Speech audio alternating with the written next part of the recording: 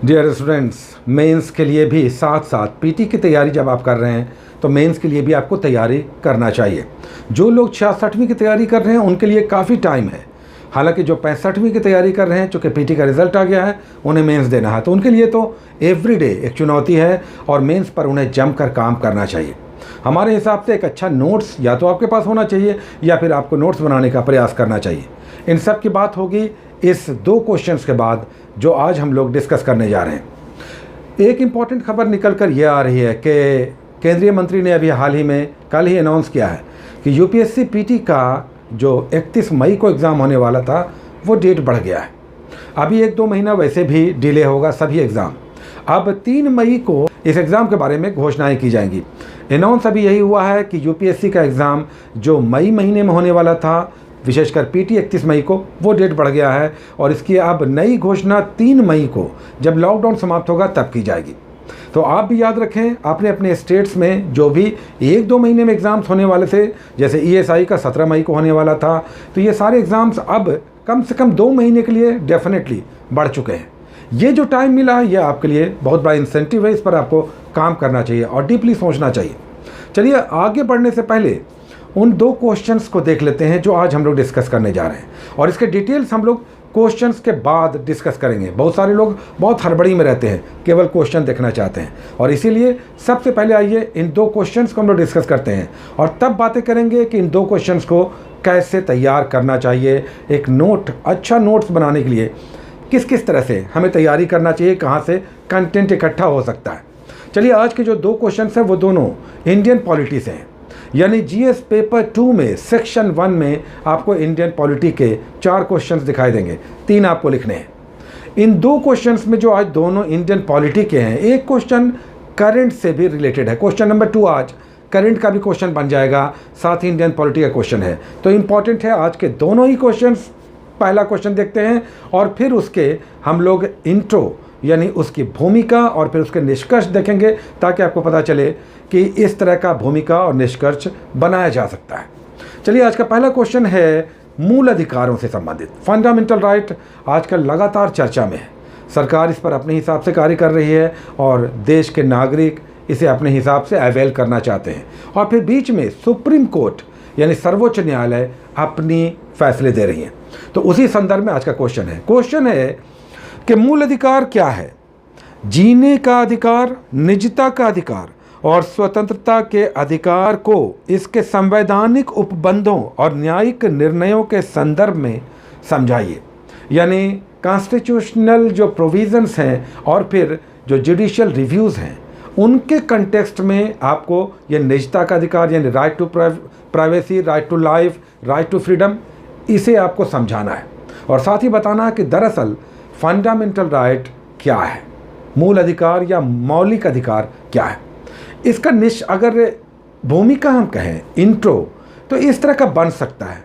ये एक स्क्रैप है, कच्चा है, इससे बहुत अच्छा बन सकता है। चलिए इसका देखते हैं इसकी भूमिका कैसी हो सकती है। जो हमने एक रफ बनाया है आपको सिर्फ ये बताने के लिए कि इस तरह का भूमिका थोड़ा सा 3-4 लाइन का स्टार्ट लेने के लिए बन सकता है। इसकी भूमिका इस प्रकार हो सकती है कि मूल अधिकार वे अधिकार हैं जो किसी व्यक्ति के पूर्ण शारीरिक, मानसिक एवं नैतिक विकास के लिए अनिवार्य हैं। नागरिकों के इन मूल अधिकारों की रक्षा देश के सर्वोच्च कानून के द्वारा की जाती है। दूसरी ओर जीने का अधिकार, निजता का अधिकार और स्वतंत्रता का अधिकार भारतीय संविधान के अनुच्छेद 21 का विस्तार है, जो हाल के वर्षों में सर्वोच्च अदालत के ऐतिहासिक निर्णयों से विस्तार पाई है। ये एक इंट्रो है, एक रफ इंट्रो है, ठीक भी हो सकता है, इससे बहुत अच्छा भी हो सकता है।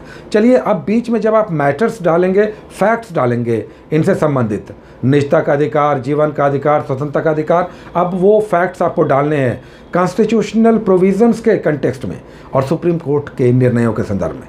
उसके बाद निष्कर्ष की बात आती है कि आप जब छोड़ते हैं क्वेश्चन को तो 2-3-4 लाइन जो भी संभव हो पाए वो आप दे पाते हैं। तो चलिए इसका निष्कर्ष देखते हैं कैसा हो सकता है, ताकि आप एक अच्छा सा एग्जिट दें अपने प्रश्न को। इसका निष्कर्ष इस प्रकार हो सकता है कि इस प्रकार मूल अधिकार एक 2-धारी तलवार है जिसका प्रयोग कभी देश की जनता अपने जन्मजात अधिकारों के रूप में हठपूर्वक करती है, तो कभी राज्य देश हित की दुहाई देकर इस पर अंकुश लगाकर।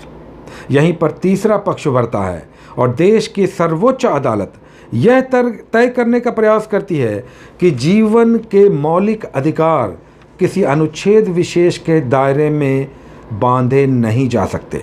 नतीजा, जीने का अधिकार, निजता का अधिकार और स्वतंत्रता का अधिकार के नए मायने या नए आयाम उभर कर सामने आते हैं। ये एक एग्जिट है, आप निष्कर्ष कह सकते हैं, अलग अलग निष्कर्ष हो सकता है। तो हमने इसका निष्कर्ष इस रूप में इस क्वेश्चन पर बनाया।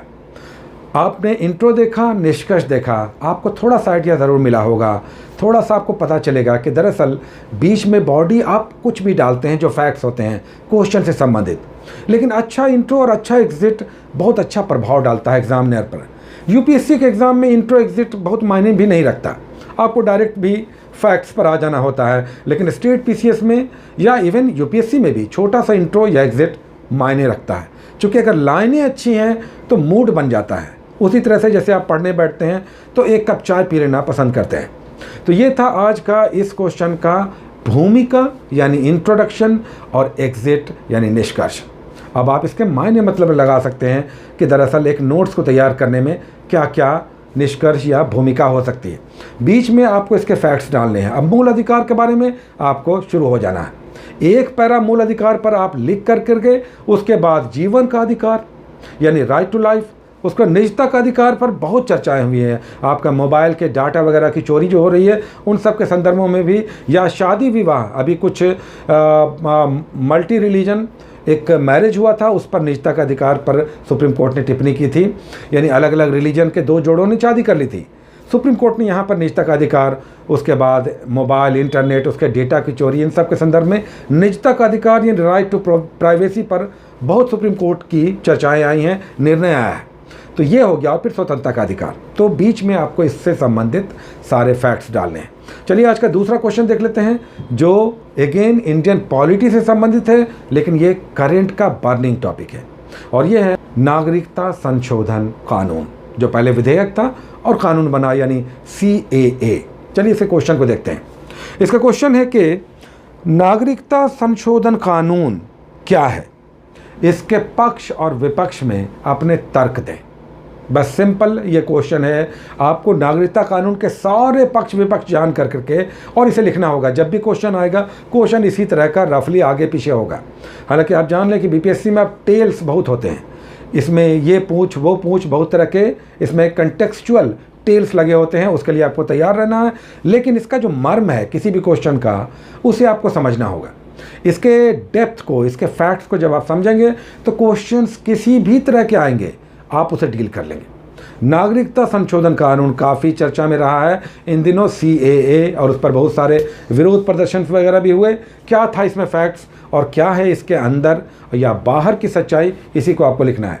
आजकल के मैगजीन्स में इस पर डिटेल्स बहुत सारी चर्चाएँ हैं, इंटरनेट पर भरे पड़े हैं। तो आप इन सब सोर्सेज से इनके फैक्ट्स इकट्ठा कर करके और इसके डिटेल्स आप लिखेंगे। साथ ही आप ध्यान रखें कि जो अखबार पेपर पढ़ते हैं उनके लिए मेंस के क्वेश्चंस को तैयार करना इजी होता है। इसलिए यूपीएससी के स्टूडेंट्स प्रायः खूब पेपर पढ़ते हैं। द हिंदू, विशेषकर इंग्लिश वाले, टाइम्स ऑफ इंडिया, या फिर हिंदी वाले भास्कर हो गया, हिंदुस्तान हो गया, या अगर आप अपने रीजन में हैं तो प्रभात खबर बहुत अच्छा पेपर है, हिंदुस्तान है, उसके बाद दैनिक जागरण है। ये सब आप अखबारों के कटिंग्स के हेल्प से ये एक अच्छा नोट तैयार कर सकते हैं। इसका हमने इंट्रो या एग्जिट नहीं तैयार किया है, टाइम नहीं मिला। आपने एक इंट्रो और एग्जिट को देखा, रफली एक आइडिया आप ज़रूर बनाएं कि क्वेश्चंस को किस तरह से आपको डील करना है। अच्छा, बहुत सारे लोग कहते हैं कि हमें मेंस का नोट्स बनाना आता ही नहीं। इसलिए नहीं आता कि आपने कभी इस तरह से पढ़ा नहीं है, आपने इस तरह से कंटेंट को कभी एनालाइज नहीं किया या ध्यान भी नहीं दिया। नागरिकता संशोधन कानून इतना जान रहे हैं कि बांग्लादेश, पाकिस्तान और अफ़गानिस्तान के कुछ अल्पसंख्यकों को अधिकार देने से संबंधित है, लेकिन इसके डेप्थ में जाना है, इसके संवैधानिक पक्ष को देखना है, और फिर सुप्रीम कोर्ट का इसमें क्या निर्णय है या क्या इस पर इसके बहुत सारे संज्ञान उसने लिया है। तो इस सब को समझ के ही आप अच्छा नोट्स बना सकते हैं। अच्छा, अगर आप नहीं बना सकते हैं, डेफिनेट नए हैं तो नहीं बनेगा आपसे। चूँकि नोट्स बनाने के लिए अखबार का कटिंग चाहिए, मैगज़ीन चाहिए, ईयरली बुक चाहिए, फिर इंटरनेट से भी आप कुछ कंटेंट्स लेते हैं, और पुराने हैं तो आपके पास बहुत सारा बैकलॉग रहता है, बैकअप रहता है, सीनियर्स का बहुत सारा सपोर्ट रहता है, आप बना लेते हैं। लेकिन फ्रेशर्स के लिए हम जानते हैं बहुत सारे लोगों के कमेंट्स आ रहे हैं कि सर नोट्स तो हमसे बनेगा ही नहीं, पीटी में तो टिक मारना था, मार के चले आए, रिजल्ट भी आ गया। तो हम कहेंगे कि जिन लोगों को नोट्स बनाने में दिक्कतें आ रही हैं उनके लिए सबसे अच्छा तरीका है कि आप नोट्स हायर कर लें और उसे इनरिच करें, थोड़ा सा जोड़ तोड़। हम आपके साथ टाइम टू टाइम रहेंगे, आपको थोड़ा गाइड करते रहेंगे, जहाँ तक हमें समय मिलेगा हम या फिजिबिलिटी रहेगी हम आपके साथ ज़रूर रहेंगे। लेकिन आप अपने स्तर पर भी आप प्रयास करें कि कैसे कैसे क्या क्या हो सकता है, हम आपको बताते रहेंगे। अब इसमें फ़ोटो स्टेट, हमने कहा कि पटना कॉलेज के सामने या मुखर्जी नगर में फ़ोटो स्टेट्स के जो शॉप्स हैं वहाँ पर सभी के नोट्स मिलते हैं, उनके नोट्स ले लें। कुछ अच्छे दृष्टि कोचिंग जो है वो लगातार अच्छे, विज़न है और भी बहुत सारा है जो नोट्स बेचते हैं, सेल करते हैं। हालांकि इनके चार्जेस बहुत होते हैं, तो हर कोई तो नहीं, बल्कि 80% हम कहेंगे स्टूडेंट्स नहीं इसे नहीं कर सकते हैं, हायर नहीं कर सकते हैं। 12,000, 10,000, 14,000 प्राइसेस हैं।